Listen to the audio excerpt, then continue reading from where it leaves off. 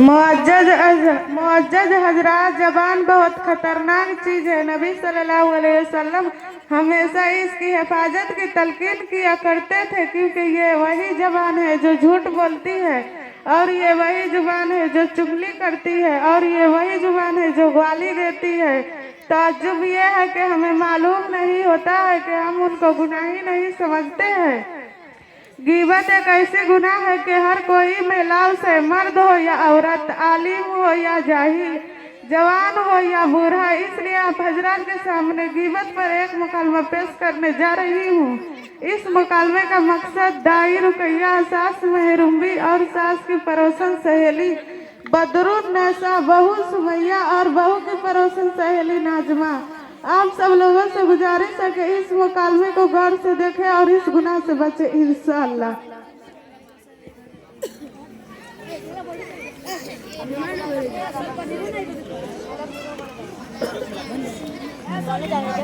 अस्सलामु अलैकुम व रहमतुल्लाहि व बरकातुहू। वालेकुम अस्सलाम व रहमतुल्लाहि व बरकातुहू।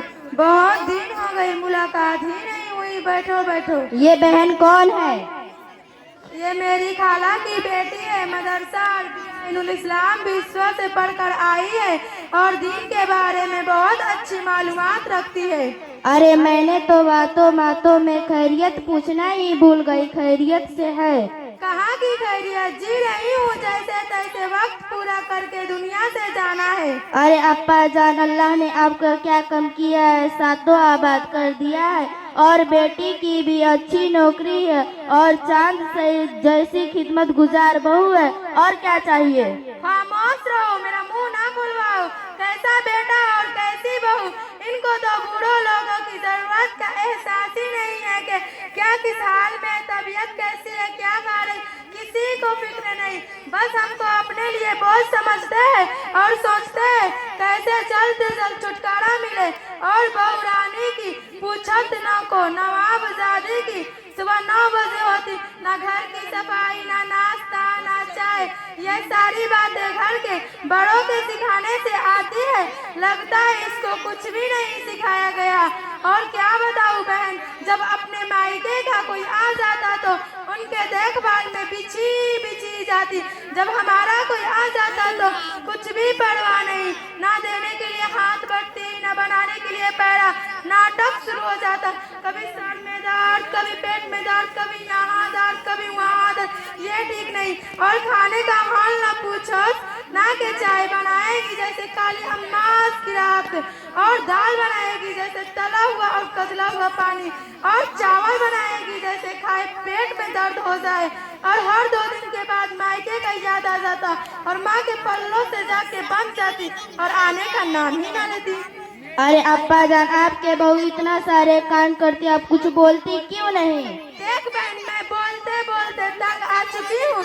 अब कुछ बोले तो हमारे शहजादे के बेसानी के बल पड़ने लगते, तो इसीलिए खून के घोट पीकर खामोश होना पड़ता। अरे बदरुल, मैं तुम्हें चाय पिलाना ही भूल गई। चलो सेट डाउन में बैठकर चाय पिए। यह थी सास और सास की बहू पड़ोसन, यह थी सास और सास की पड़ोसन सहेली, दिल खोल कर अपनी बहुओं की गीबत कर रही थी। अल्लाह हमें माफ फरमाए, कितनी बुरी हालात चल रही है। चलिए अब देखते हैं बहुएं अपने सास की तारीफ कैसे करती है।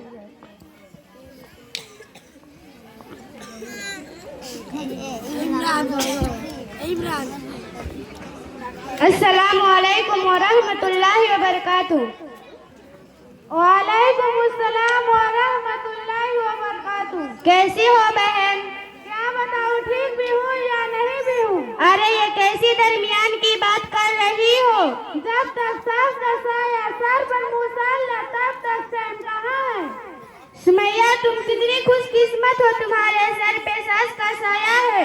नाजमा कैसी खुशकिस्मती की रट लगा रखी है, वो भला कैसे चैन से रह सकती है? जिसकी मेरी जैसी सास हो, एक बार पूछूं? हाँ पूछो।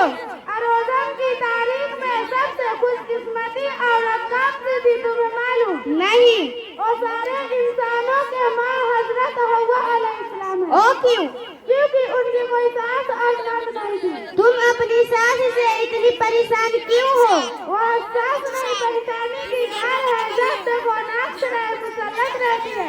मैं खाऊं तो परेशानी, उठूं तो परेशानी, मैं बैठूं तो परेशानी, मैं सोऊं तो परेशानी, मैं कुछ बोलूं तो गुस्सा, फिर मैं कुछ ना बोलूं तो मगरूर। अब तुम ही बताओ मैं उसकी क्या करता सकती हूँ, तुम अपना सुनाओ। मुझे तो जरा भी चैन नहीं, मेरी तलाक शुदा ननद है, दिन और रात मेरा सर पका रखा है।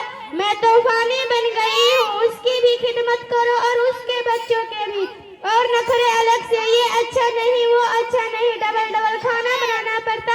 अभी मैं नाश्ता बनाने में लगी रहती हूँ, अभी मेरा खत्म भी नहीं होता तो ननद और उसके बच्चे सारा बना बनाया खाना खत्म कर चुके होते, और अगर मुझे खाना खाने होते तो फिर मुझे खाना बनाना पड़ता या बचा कुचा ही मेरे हिस्से में आता।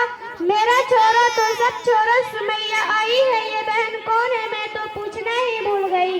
यह रुकैया खाला है, मदरसा अरबिया ऐनुल इस्लाम दूसरा जापान पर आई है, दिन के बारे में अच्छी अच्छी मालूमात रखती है, पढ़ी लिखी बहन है।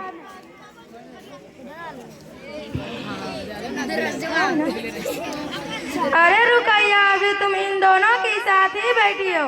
ये सासू माँ बैठ गए। वरना आंटी ध्यान ही नहीं दिया।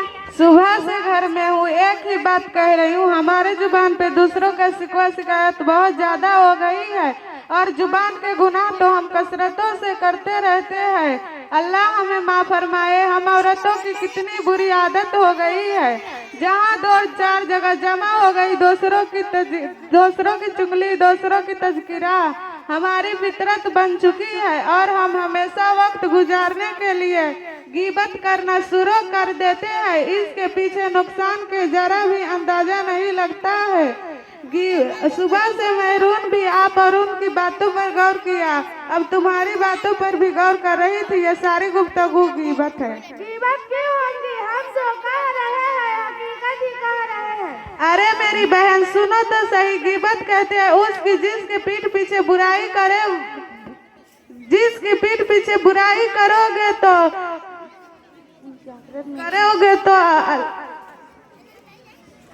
गीबत के बारे में कुरान मजीद में फरमाया, औज़ु बिल्लाहि मिनश शैतानिर रजीम, बिस्मिल्लाहिर रहमानिर रहीम, वला यग़तब बाज़ुकुम बाज़ा अयुहिब्बु अहदुकुम अय्याकुला लहमा अख़ीहि मैतन फ़करिहतुमू। क्या तुम में से अपने मुर्दार भाइयों का गोश्त खाना पसंद है? क्या तुमको इससे घिन नहीं आएगी? अल्लाह से डरो। रसूल सल्लल्लाहु अलैहि वसल्लम ने फरमाया, लोगों को नाक के बल या जुबान के बल गिराया जाएगा। यह सब गुनाह तो देखने में मामूली नजर आएगा, इसमें लज्जत बहुत है। खुदा ना करे किसी को इसकी रद लग गई तो उसकी आखिरत की बर्बादी में कोई शक नहीं। हमारी आखिरत क्यों बर्बाद होंगी? किसी के पीठ पीछे बुराई करोगे तो हमारी नेकियां क़यामत के दिन उसको दे दी जाएगी। जिसकी हमने गीबत की थी, हमारे नाम में नेकियां कम हो जाएगा, फिर भी उसका हक बाकी रहा तो उसके गुनाह हम पे ला दिए जाएगा। रुकैया खाला, अल्लाह आपको सजाए खैर दे, आपने तो हमारे आंखों की पट्टी ही खोल दी हमें।